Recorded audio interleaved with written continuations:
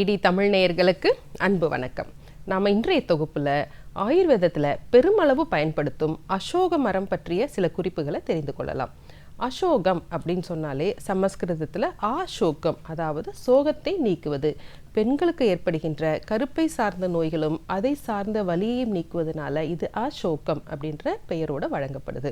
இது இந்தியாவில் பல இடங்களில் புண்ணிய மரமாகவும் நம்ம வணங்குறோம், ஏன் வழிபாட்டு மரமாகவும் இந்த அசோக மரத்தை சொல்கிறோம். அப்போ ஒரு மருத்துவத்தில் ஒரு சிறந்த ஒரு மூலிகை கொடுக்கக்கூடிய ஒரு மரமாக இருக்கும் பொழுது அது கடவுளுக்கான மரமாக வழிபடுவது நம்ம மரபு. சரி, நம்ம இதை பற்றி மேலும் தெரிந்து கொள்ளலாம். ஆயுர்வேதத்தில் எப்பவுமே சுவையோட அடிப்படையில் தான் அதனுடைய வேலைகளை நம்ம சொல்வோம்.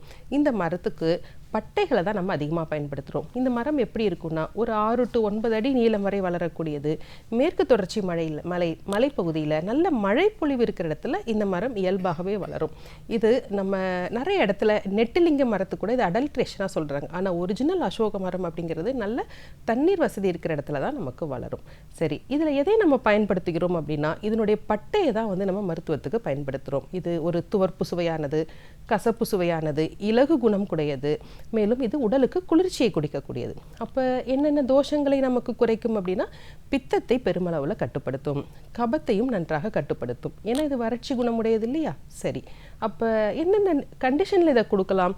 பெண்களுக்கு ஏற்படுகின்ற அதிக உதிரப்போக்கில் ஒரு ஆகச்சிறந்த மருந்து அப்படின்னா இது அசோகப்பட்டை சூர்ணம் தான். ஏன்னா பெண்களுக்கு மாதவிடாய் காலத்தில் சிலருக்கு பார்த்தீங்கன்னா அதிகமான உதிரப்போக்கு இருக்கும். அதை நமக்கு கட்டி கட்டியாக போகுது அப்படின்லாம் சொல்லுவாங்க.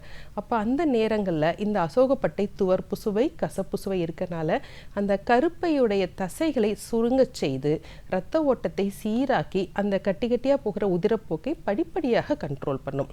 மேலும் என்ன பண்ணுன்னா, சில பேருக்கு பார்த்தீங்கன்னா மாதவிடாய் காலத்தில் அதிக வலியுடன் கூடிய உதிரப்போக்கு இருக்கும். அந்த வலியையும் இது கட்டுப்படுத்த நல்லது. சரி, இதற்கு மட்டும் தானா அப்படின்னா, கருப்பை சார்ந்த தசைகளை இது பலமாக்கும். இன்றைக்கு குழந்தையின்மை நிறைய பேருக்கு பல பிரச்சனைகளாக இருக்குது. ஒரு சிலருக்கு பார்த்தீங்கன்னா வயதானவங்களுக்கு இந்த கருப்பை தசைகள் அவங்களுக்கு லூஸ் ஆகிறதுனால அந்த கருப்பை சார்ந்த பிரச்சனைகளும் இருக்குது. அப்போ இது கருப்பையினுடைய உள்வரி சவ்வை பலப்படுத்துவதோடு மட்டுமல்லாமல் கருப்பை சார்ந்த தசைகளையும் இது பலப்படுத்துது. அதனால தான் இதை ஒரு வெரி குட் யூட்ரைன் டானிக் அப்படின்னு நம்ம சொல்வோம். வேறு எங்கெல்லாம் இது பயன்படுது அப்படின்னு பார்த்தோம்னா, இதோடைய துவர்ப்பு சுவை காரணமாக எங்கேயாச்சும் அடிப்பட்ட புண்கள் இருக்குன்னா அதோட பட்டையை கஷாயம் வைத்து நம்ம அதை கழுவும் போது அந்த புண்கள் வேகமாக ஆறும். இது மட்டும் இல்லைங்க, எலும்புகளை பலப்படுத்துவதற்கும் இந்த அசோகப்பட்டை பயன்படுது. அப்போ நம்ம பெண்களுக்கு மாதவிடாய் காலத்திலேயோ அல்லது மாதவிடாய் நிற்கின்ற காலத்திலோ அவர்கள் எலும்புகள் பலவீனமாகும், வலி இருக்கும், எப்பொழுதும் ஒருவித சோர்வுடன் இருப்பாங்க. அவர்களுக்கு இந்த அசோகப்பட்டையில் செஞ்ச அசோக அரிஷ்டமோ அல்லது அசோக கிருத்தமோ கொடுக்கும்போது, கிருத்தம் என்றால் நெய் வடிவில், இந்த இடத்துல நெய் வடிவில் கொடுக்கும் பொழுது அவர்களுக்கு உடல் நல்ல தேற்றியாக இருக்கும். இது மட்டும் இல்லாமல் இருதய தசையையும் இது பலப்படுத்தக்கூடியது. அப்படி எல்லா இடங்களிலும் தசையை பலப்படுத்துவதனால இது ஒரு நல்ல உடல் தேற்றியாக நம்ம பயன்படுத்தலாம். ஒரு சிலருக்கு பார்த்தீங்கன்னா இந்த உடம்புல பித்தத்தின் காரணமாக அதிக உதிரப்போக்கு கூடவே அவர்களுக்கு வயிற்றுப்போக்கும் இருக்கும். ஏதாவது சாப்பிட்டா வயிற்று எரிச்சல் இருக்கலாம், அல்லது அடிக்கடி மலம் கழித்தல் இருக்கலாம். அந்த மாதிரி பேஷண்ட்ஸுக்கும் இந்த அசோகப்பட்டையை நம்ம பொடியாகவோ அல்லது கஷாயமாகவோ வைத்து கொடுக்கலாம். இப்படி பல இடங்களில் பல்வேறு மருந்துகளோட சேர்த்து இதை சேர்க்கலாம். இதுக்கு அடுத்தபடியாக பார்த்தோம்னா, பெண்களுக்கு இயல்பாகவே மாதவிடாய் காலத்திற்கு சற்று முன்பாக வெள்ளைப்படுதல் அப்படின்னு ஒரு பிரச்சனை இருக்கும். ஒரு சில பெண்களுக்கு பார்த்தீங்கன்னா உடல் சூடு காரணமாகவோ அல்லது தொற்று கிருமி காரணமாகவோ அந்த வெள்ளைப்படுதல் மிக அதிகமாக இருக்கும். அந்த சமயங்களில் என்ன பண்ணலாம் அப்படின்னா, இந்த அசோகப்பட்டை கூட கொஞ்சம் நெல்லிக்காய் சேர்த்து கஷாயம் வைத்து கொடுக்கும் பொழுது அவர்களுடைய வெள்ளைப்போக்கும் கட்டுப்பட்டு மாதவிடாய் சுழற்சியும் சீராகும்.